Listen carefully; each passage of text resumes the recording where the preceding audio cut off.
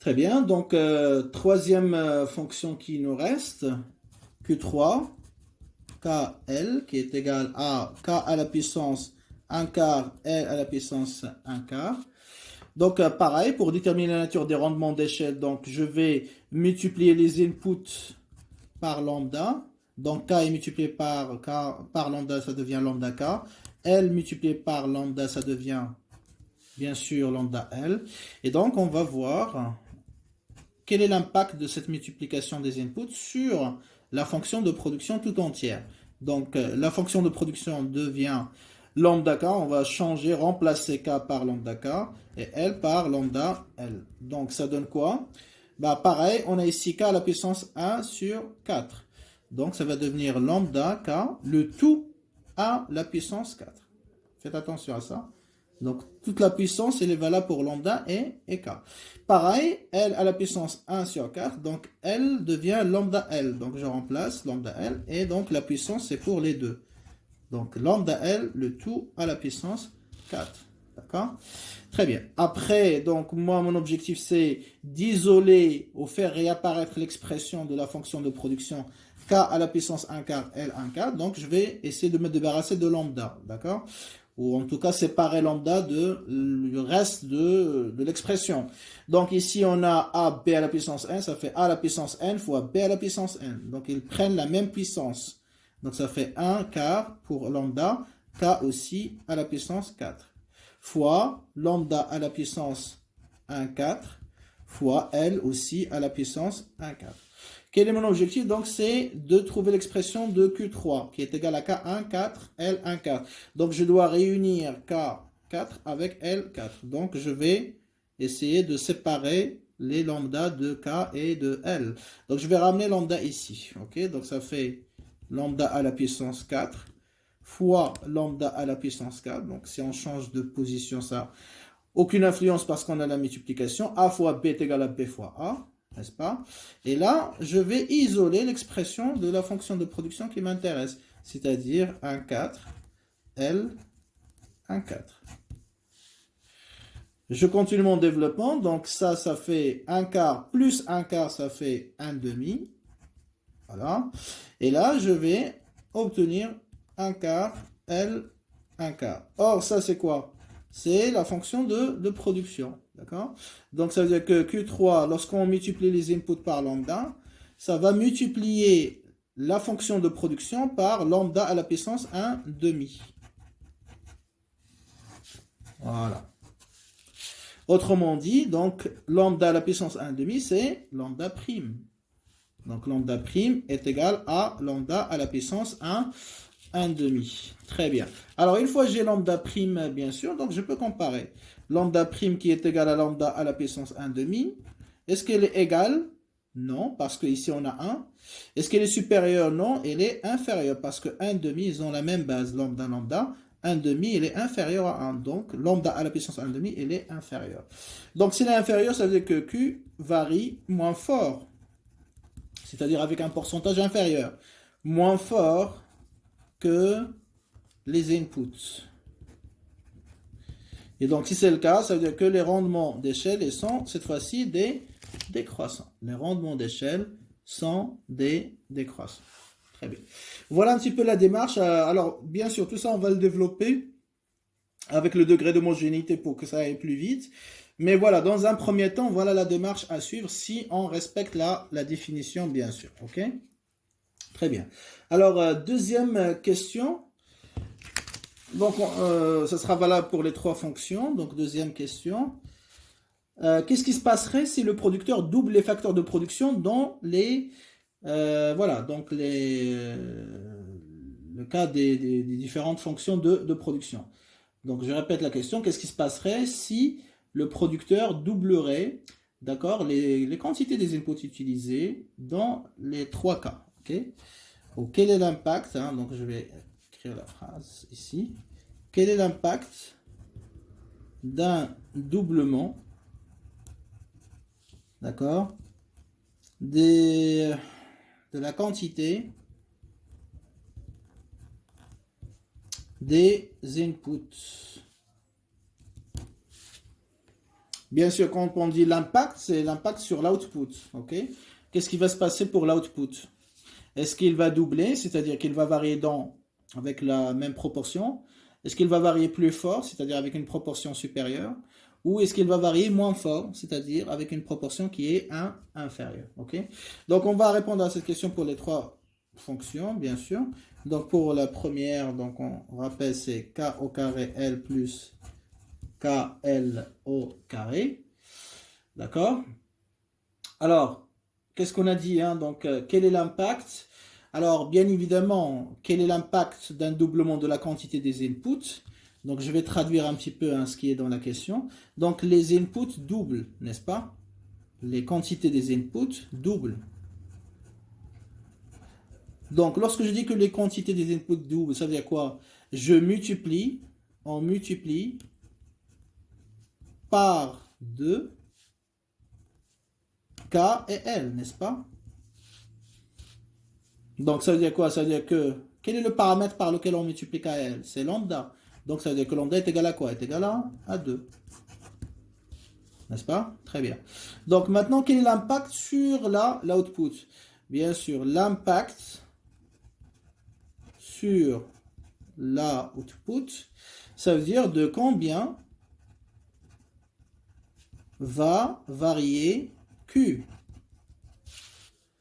Et la variation aussi, on sait qu'elle est représentée par quoi? Par un paramètre. Donc ça veut dire quoi? Par combien, si je reformule la question, c'est très important ce travail-là que je suis en train de faire. Par combien va être multiplié? Donc va varier Q, si je reformule, ça veut dire que combien ou par combien va être multiplié Q. Et qu'est-ce qui multiplie Q? Toujours, c'est le paramètre lambda prime. Donc, ça veut dire que je cherche la valeur de lambda prime. Hein. On est bien d'accord, très bien. Alors, dans la question précédente, qu'est-ce qu'on a trouvé? On a trouvé que lambda prime est égal à quoi? C'est égal à lambda, à la puissance 3. C'est-à-dire, si je multiplie les facteurs par lambda, eh bien, la production va être multipliée par lambda prime qui est égal à lambda à la puissance 3. Donc, ici, pour trouver lambda prime, il suffit de remplacer lambda par sa valeur. Donc, ce qui implique que lambda prime est égal à lambda à la puissance 3. Donc, lambda prime est égal à 2 à la puissance 3. Donc, je remplace lambda par sa valeur. On a dit que c'est égal à 2. Donc, je remplace 2, 3. Donc, ça veut dire quoi? 2 à la puissance 3, bah, ça fait 8. Autrement dit, donc, si K et L doublent, l'output va être multiplié par 8. Et donc là, effectivement, les rendements d'échelle sont croissants. Hein, donc, c'est vérifié. Pourquoi? Parce qu'on a un doublement des inputs. Donc, je multiplie par 2 seulement les inputs et j'ai une augmentation de l'output qui est plus importante, plus forte. C'est-à-dire qu'on multiplie par 8. Donc, ça confirme effectivement la nature des rendements d'échelle croissants de cette première fonction de production. Donc, il suffit juste d'être attentif. Qu'est-ce qu'on vous demande dans la question? Voilà. Qu'est-ce que vous connaissez? Donc, je connais à quoi est égal lambda, doublement des inputs. Qu'est-ce qui va se passer pour l'output? Quel est l'impact? Eh bien, par combien va être multiplié l'output? Donc, je cherche lambda prime. Pardon. Excusez-moi. Donc, je cherche la valeur de lambda prime. Eh bien, lambda prime, on l'a déjà déterminé tout à l'heure. C'est le paramètre qui multiplie la fonction de production. On a déjà lambda prime qui est égal à lambda à la puissance 3. Et donc, on remplace lambda par sa valeur. Ça nous donne lambda prime. OK? Allez, on va faire le même travail pour les deux autres fonctions. Alors, Q2, KL est égal à 5K plus 6L. N'est-ce pas? Très bien. Alors, pareil, on connaît lambda qui est égal à 2. OK? On cherche la valeur de lambda prime. C'est toujours la même question, bien évidemment. Et qu'est-ce qu'on a trouvé pour cette fonction de production? On a déjà calculé. Sinon, si ce n'est pas calculé, vous devez le faire. C'est-à-dire que vous allez multiplier cette fonction, hein, donc les variables de cette fonction k par lambda k et lambda l, vous remplacez, vous allez trouver par quoi va être multipliée toute la fonction de production. Donc, on a trouvé que lambda prime est égal à lambda. Donc, ce qui implique que lambda prime est égal à 2. Donc, si k et l double, cela implique que q, l'output aussi, va doubler. Voilà. Même variation, vous voyez, hein, donc les rendements d'échelle sont constants. Donc, ils vont varier avec le même pourcentage, ou ils vont être multipliés par le même paramètre, par 2 et par 2 ici. Pareil. Dernier cas, donc c'est la troisième fonction de production, KL, qui est égale à K 1 quart, L à la puissance 1 quart. Ok. Alors, on avait trouvé que lorsqu'on multiplie les facteurs de production par lambda, eh bien, toute la fonction de production, Q3, est multipliée par quoi? Par lambda à la puissance 1/2. Donc, ça veut dire quoi? Ça veut dire que on a lambda prime qui est égal à lambda à la puissance 1/2. Avec lambda qui est égal à 2 déjà, hein, donc c'est le même chiffre. Donc, je vais remplacer pour voir quel est l'impact sur la production. Par combien va être multipliée cette fonction de production, par combien va varier. Donc, lambda prime est égal à 2 à la puissance 1/2, c'est-à-dire à peu près, on va dire 1,41. Ok. Voilà. Donc, si K et L doublent, eh bien, la production, donc l'output, il ne va pas doubler. Hein, vous voyez, parce que les rendements d'échelle sont décroissants, hein, donc on avait trouvé ça inférieur à lambda, donc Q va être multiplié, pas par 2, mais seulement 1,41. Voilà. Car les rendements d'échelle sont décroissants. Voyez. Donc il varie avec dans une proportion qui est moins importante. D'accord? Très bien. Alors maintenant, donc, il reste une troisième et dernière question dans cette application. Très bien. Alors, qu'est-ce qu'on vous dit? Si on suppose que le producteur n'a pas de problème de budget, donc il peut acheter n'importe quelle technologie représentée par la fonction de production, laquelle des trois fonctions de production choisirait-il? Donc laquelle? Parce que chaque fonction de production représente une technologie, on est bien d'accord. Donc, parce qu'elle dépend du processus de production. Donc, laquelle des trois fonctions de production sera rationnelle de choisir par le producteur? D'accord? On suppose bien sûr que ici, il n'a pas de problème de financement. Hein, donc, on ne va pas dire il n'a pas choisi cette fonction parce que c'est un problème de pouvoir d'achat. D'accord? Donc, ici, si le producteur n'a pas de problème avec le budget, donc il peut acheter tout ce qu'il désire. D'accord? Il peut choisir, il n'a pas de problème de financement. Hein, donc, si on regarde ces trois fonctions de production, pour les mêmes variations de quantité de K et de L, bien sûr, la fonction de production qui est rationnelle pour lui, c'est celle qui lui permet d'avoir plus d'output, d'accord, avec une certaine quantité d'input. Donc, si par exemple, on suppose qu'il va doubler la quantité des inputs, hein, donc pour reprendre la question précédente, qu'est-ce qu'on a trouvé? Avec la deuxième fonction, l'output va doubler, n'est-ce pas? Avec la troisième fonction, il ne va pas doubler, il va être multiplié par 1,41. Et avec la première fonction de production, il va être multiplié par 8. Donc, s'il est rationnel, il cherche à maximiser la fonction de production. Bien sûr, il va chercher la fonction de production. Il va choisir la technologie qui va lui permettre d'avoir l'augmentation d'output la plus importante. Et qu'est-ce qui lui permet d'avoir ça? Eh bien, c'est la fonction de production numéro 1, tout simplement. C'est là où il y a les rendements d'échelle qui sont croissants. Donc, cela implique que la meilleure fonction de production pour le producteur, c'est Q1.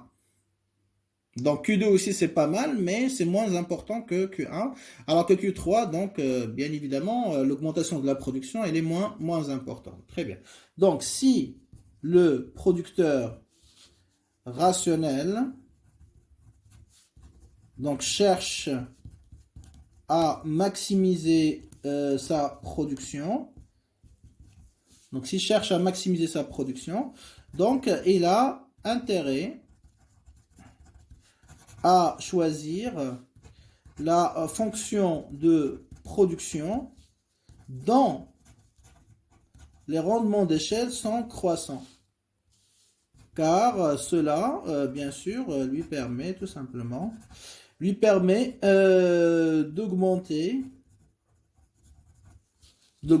donc son output avec le minimum d'input.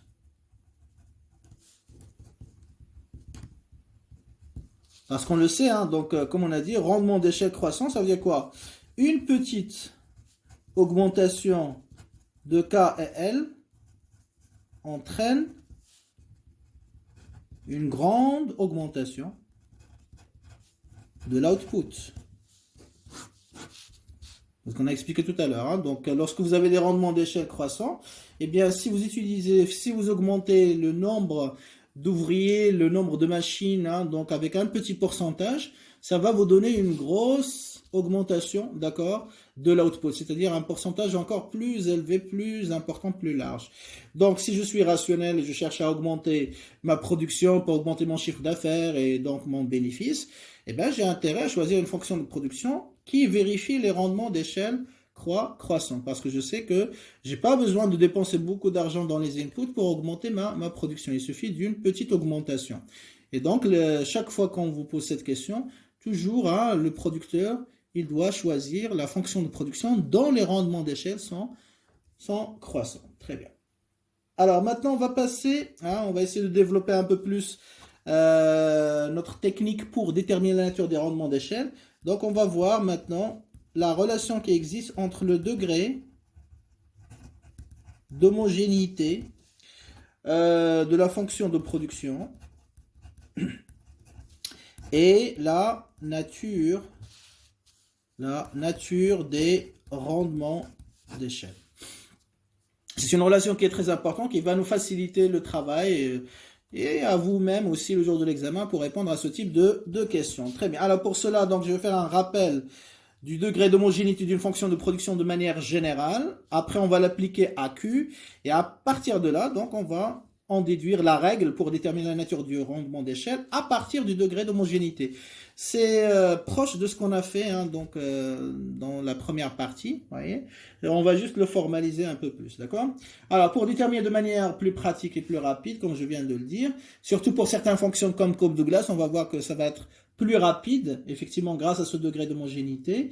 Eh bien, on va voir concrètement comment on y procède. Très bien, alors, définition, on va faire le rappel, comme je vous ai promis. Alors, rappel. Donc, je prends une fonction fxy, c'est-à-dire une fonction avec deux variables, pour simplifier, et homogène de degré k. Ok, parfois on met petit m, etc. Suivant les manuels, mais bon, k, c'est la notation la plus fréquente.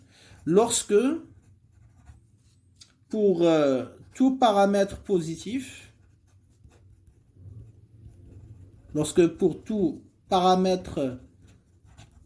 lambda, hein, donc on va prendre lambda, ok, si on multiplie ces variables, donc les variables de la fonction par lambda, la fonction, donc toute la fonction f est multipliée par lambda à la puissance k. D'accord? Donc, si je multiplie les variables de la fonction f xy par lambda x, lambda y, eh bien, toute la fonction va être multipliée par lambda. Vous voyez, hein, donc c'est le même raisonnement que j'ai développé tout à l'heure, on va juste le formaliser. Alors, ça veut dire quoi? Ça veut dire que on aura f ici, lambda x, je multiplie x par lambda, y par lambda, toute la fonction de production va être multipliée par lambda à la puissance k. Et vous l'avez bien compris que, voilà, donc lambda à la puissance k, c'est un peu l'équivalent de lambda prime, hein, c'est ce qu'on va noter tout à l'heure, ok? Donc, par analogie, donc, je fais le même raisonnement, si vous voulez. Par analogie, donc, on dira que la fonction de production, c'est-à-dire que je vais juste remplacer f par q, donc xy par kl. Donc, une fonction de production qkl est homogène de degré k, ok, si et seulement si, hein, d'accord, en multipliant les facteurs de production par, comme on a dit, un paramètre réel et positif lambda, d'accord, c'est-à-dire on multiplie tous les facteurs de production par lambda, la production, ok, donc si et seulement si en multipliant les facteurs de production donc K et L par lambda, ok, la production, donc l'output, est multipliée par lambda à la puissance K aussi. Vous voyez, c'est le même raisonnement. Donc ça veut dire quoi? Ça veut dire que je peux écrire, dans ce cas-là, que Q, si je multiplie K par lambda, L par lambda, toute la fonction de production va être multipliée par lambda à la puissance K. Et donc le degré d'homogénéité, c'est K ici. Okay? Et c'est ce degré d'homogénéité qu'on va utiliser pour effectivement déterminer la nature des rendements des chaînes. Très bien. Alors, donc, de cette définition, qu'est-ce que vous comprenez? Eh bien, lambda prime est égal à lambda K. Parce que lambda prime, c'est toujours le paramètre qui multiplie Q. Qu'est-ce qui multiplie Q ici? C'est lambda K. Donc, lambda prime est égal à lambda K. Et donc là, on revient un petit peu à la même logique de la définition, c'est-à-dire pour déterminer la nature des rendements des chaînes, il suffit de comparer lambda prime avec lambda. Est-ce qu'il est égal, supérieur ou inférieur? Donc, qu'est-ce qu'on avait dit? Les rendements des chaînes sont croissants lorsque lambda prime est supérieur à lambda, n'est-ce pas? Voilà, c'est notre définition de départ. Je remplace lambda prime par lambda k, ça veut dire que lambda k est supérieur à lambda. Et quand est-ce que lambda k sera supérieur à lambda, sachant que lambda ici est à la puissance 1? Lorsque on a la même base, x à la puissance n supérieur à x. Lorsque petit n supérieur à 1, donc k est supérieur à 1. Donc ça c'est vérifié lorsque k est supérieur à 1. Et donc là, qu'est-ce qu'on en déduit? Les rendements des chaînes sont croissants si et seulement si le degré d'homogénéité de la fonction de production est supérieur à 1 tout simplement. Parce que ça me donne ça, c'est-à-dire lambda prime est supérieur à lambda. Ça veut dire que l'output varie plus fort que les inputs. De la même manière, les rendements des chaînes sont décroissants. D'après notre définition, si et seulement si lambda prime, la variation de l'output, elle est inférieure à celle des inputs. Je remplace lambda prime par lambda à la puissance k, elle est inférieure à lambda. Et pour que ce soit le cas, il faut que k soit comment? Bien sûr, inférieur à 1. Donc, lorsque une fonction de production est homogène de degré inférieur à 1, eh bien, ses rendements d'échelle seront décroissants, forcément. Et à la fin, bien sûr, c'est facile, les rendements d'échelle sont constants lorsque lambda prime est égal à lambda, ce qui implique que lambda à la puissance k est égal à lambda. Et pour que ce soit le cas, il faut que k soit égal à 1. Et donc là, vous voyez que à partir du degré d'homogénéité, on vient d'établir une relation avec la nature des rendements d'échelle. Donc, ici, la règle générale, donc à partir de maintenant, si k est égal à 1, les rendements d'échelle sont constants. Ok. La production varie avec le même pourcentage que les inputs. Si k est inférieur à 1, les rendements d'échelle sont décroissants. La variation de la production est inférieure à celle des facteurs de production. Et si k est supérieur à 1, donc les rendements d'échelle sont croissants.